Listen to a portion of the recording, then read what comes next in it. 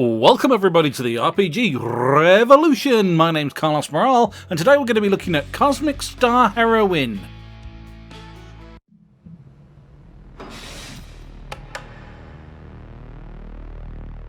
If you're going to be something that we've seen before, then really the aim must be to make the best damn version of that thing you can be.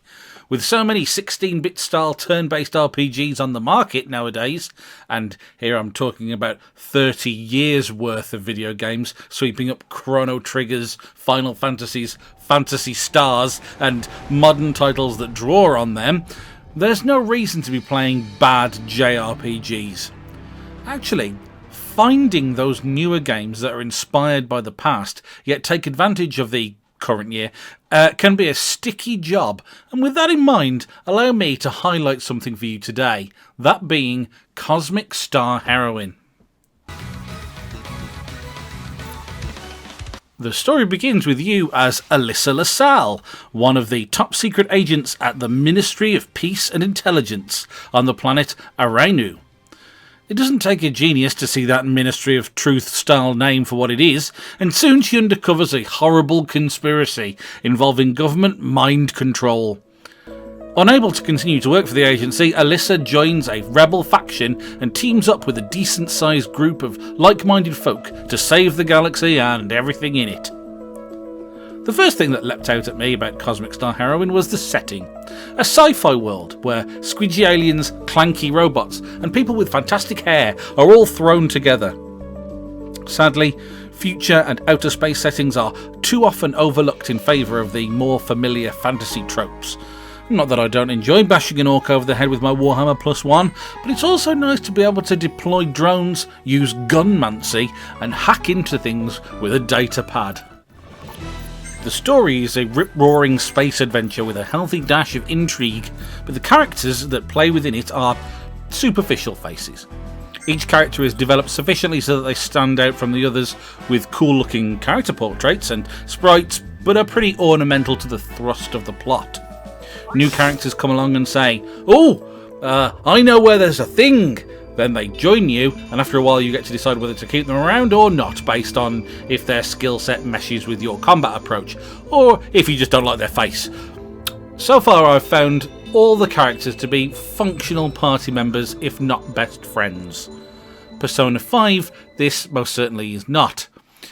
I can even stay up all night if I want.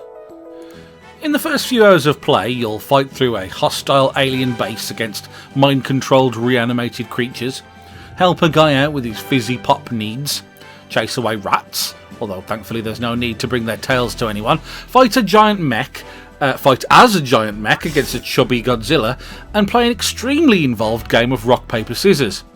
Then go under the sea, then out to space. Yeah, the pace is absolutely breakneck from the get-go, which is why the characters are only sketched out. The speed of the narrative delivery simply doesn't allow for anything else.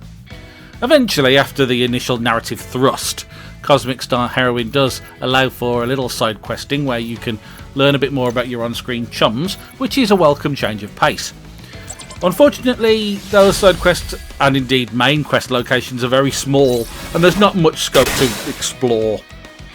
You might be met with the odd branching path, but they will basically lead to a treasure chest and dead end, or the next story beat. Again though, I enjoyed this as it kept up the sense of excitement since the story was always progressing.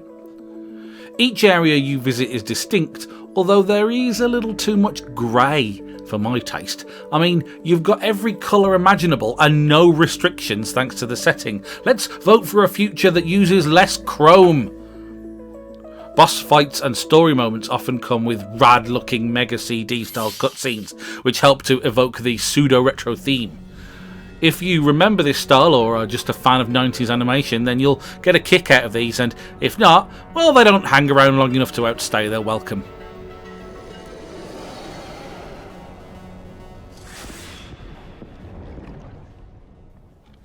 For a game that seems so simple at first glance, the combat system here is actually surprisingly involved beyond the usual list of attack, special and defend options.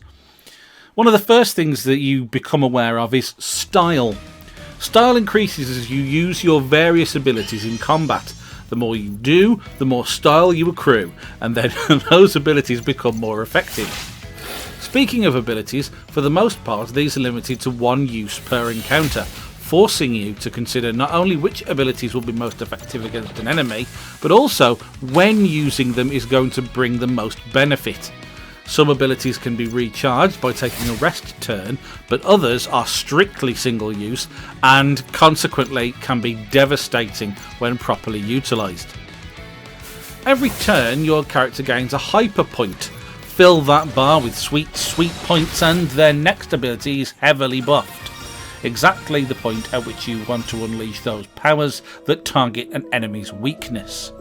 Status effects and resistances are simple and relatively few in number, but they are effective and worth taking notice of if you are to succeed, particularly at higher difficulty levels.